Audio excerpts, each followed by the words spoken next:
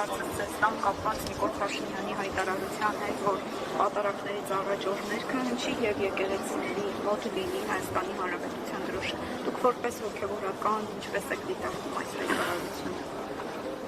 Չգիտեմ, ինչ որ իրենք ասում են, նախ մենք պարտավոր չենք մեկնաբանելու, ինչպես որ կուզենք, ինչպես որ կարող ենք, շատ մարդ շատ բան կարող է ասել, ով ուզում է լինի այդ մարդը։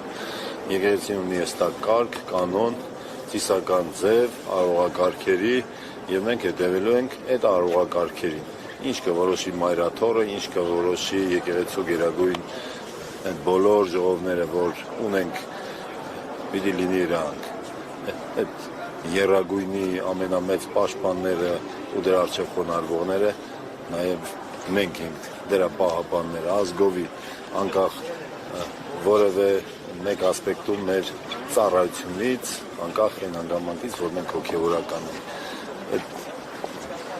մեր տեր հայրերից, մեր տեր փառերն շատ լավ օրինակ էր բերել։ Թող գնան Օշական Սուրբ Մեսրոպ Մաշտոց տեսնել։ Մարագույրը եռագույն։ Վազգեն եպիսկոպոս Միրզախանյանը հանրային հեռուստաընկերության տված հարցազրույցում ասում էր, որ ժամանակն է, որպեսզի կաթողիկոսը գնա հանգստի եւ նոր ընտրություններ լինեն։ Դուք որպես հոգեվորական ինչպես եք այս ամենը պատկերացնում եւ ինչու պետք է կաթողիկոսը գնա հանգստի, երբ որ իր լիազորությունները նա կատարում է։ Դուք ինքներդ ձեր հարցին պատասխանում եք։ Ինչու պիտի գնա։ Ես չգիտեմ, Սրբազանը մեր ինչու է այդպիսի հայտարարություն արել, հա։ Իրենից պիտի հարցնենք, ինչու է այդպիսի հայտարարություն արել, ոչ թե ինձանից։ Նրանից պիտի հարցնենք, ով որ այդ հայտարարություններն անում է։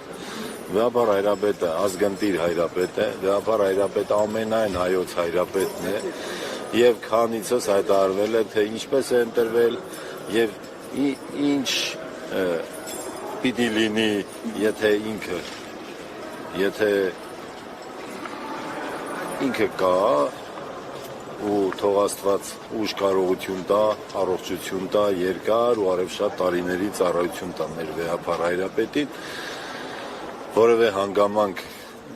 չգիտեմ, չկա այդպիսի հանգամանք, եւ որ էլի եմ ասում, այդ հանգամանքները ոչ որևէ սրբազան ասող, ոչ էլ առավել ես, որպես հասարակ սպասավոր քահանա այս Սուրբ եկեղեցու, մենք չէ որ պիտի որոշենք, այդ որոշողներ կան։